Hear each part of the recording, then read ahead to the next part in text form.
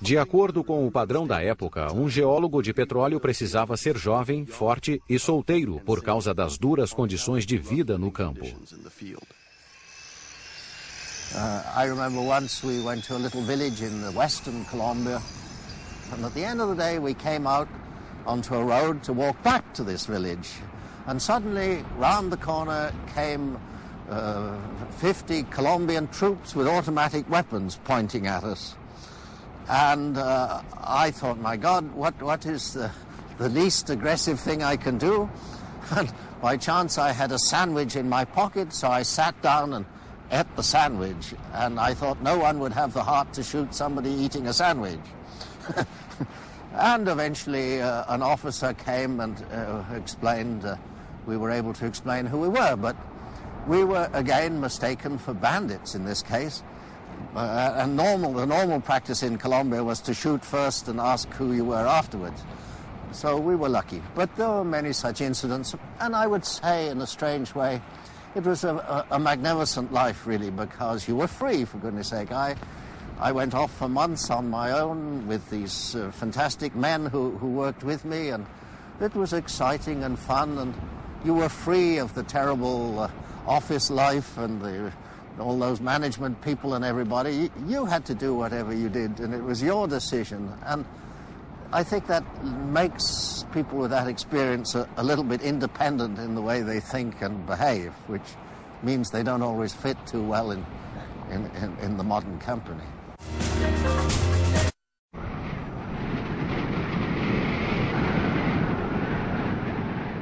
Durante as primeiras décadas do século XX, os geólogos de petróleo e suas equipes fizeram muitas descobertas nos países do hemisfério sul. Os governantes desses países, que em sua maioria tinham estilo de vida antigo, não sabiam como avaliar quanta riqueza o petróleo representava ao se reunirem com os líderes das grandes companhias.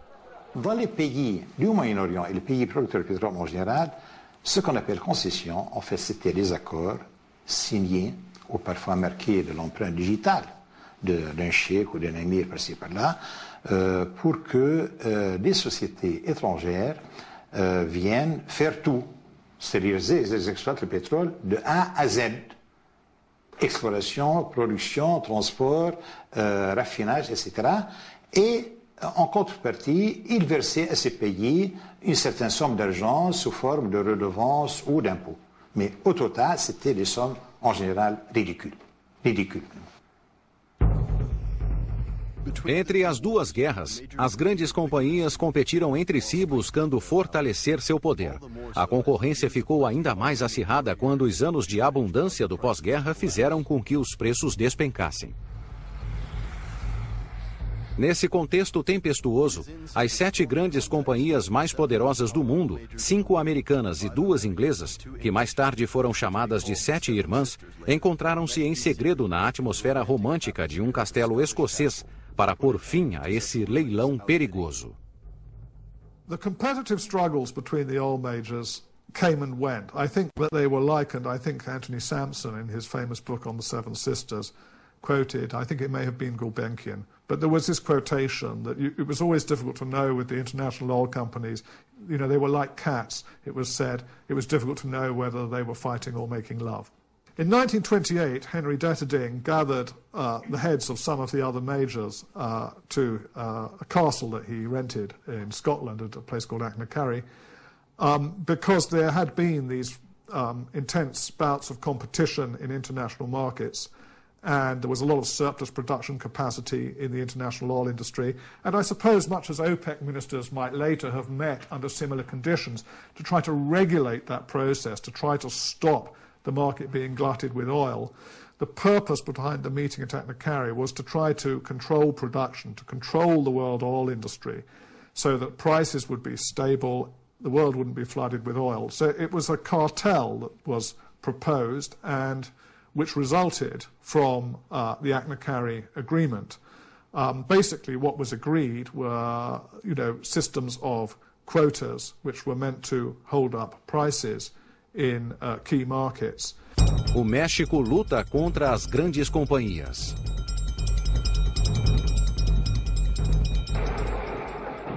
Nas décadas que se seguiram, os países do Hemisfério Sul tentaram, com maior ou menor grau de sucesso, libertar-se da hegemonia das Sete Irmãs.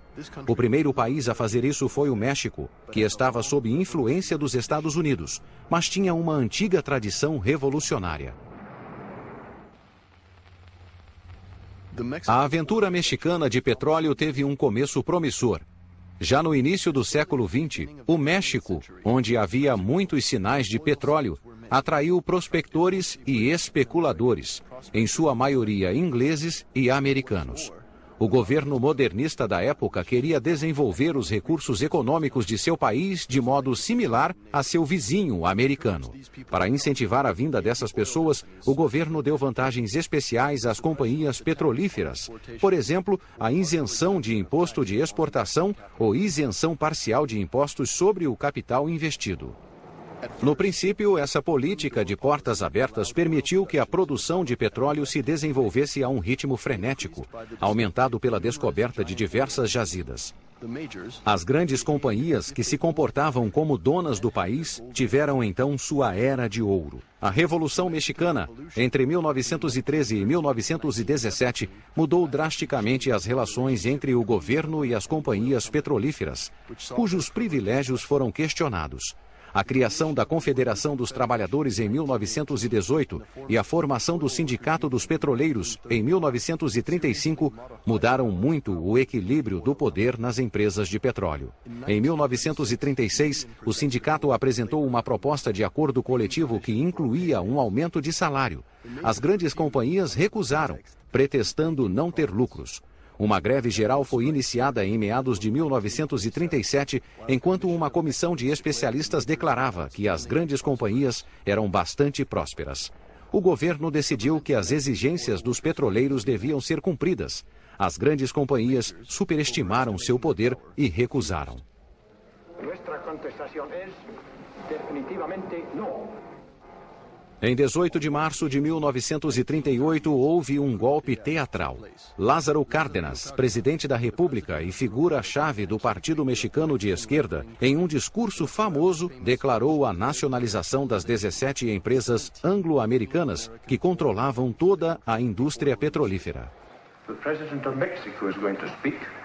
Por causa de utilidade pública e a favor da nação, se declaran expropiados la maquinaria, estaciones, edificios, oleoductos, refinerías, vías de comunicación, embarcaciones y todos los demás bienes de las compañías petroleras.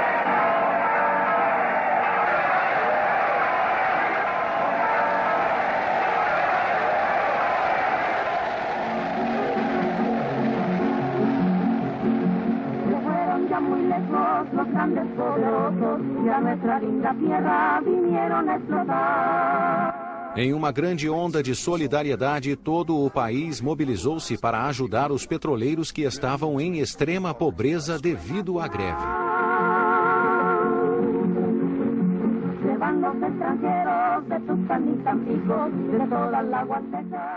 A Companhia Nacional Pemex substituiu as empresas estrangeiras, mas o México pagou caro por seu feito.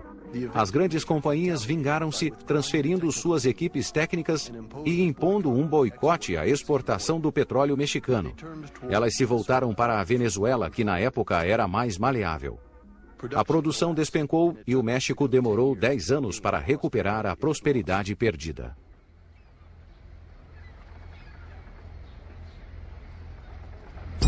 Um oceano de petróleo.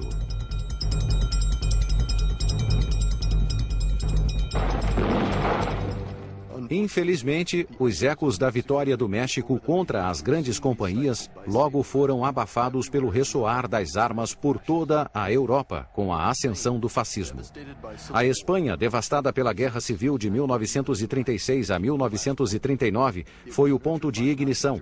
Sustentada pela Alemanha nazista que se aliara a Franco, a Legião Condor experimentou em Guernica a nova técnica aérea de bombardeio em tapete. Esse episódio trágico foi um prelúdio para o uso em massa de forças motorizadas e, em especial, de forças aéreas durante a Segunda Guerra Mundial. Desde então, dominar a produção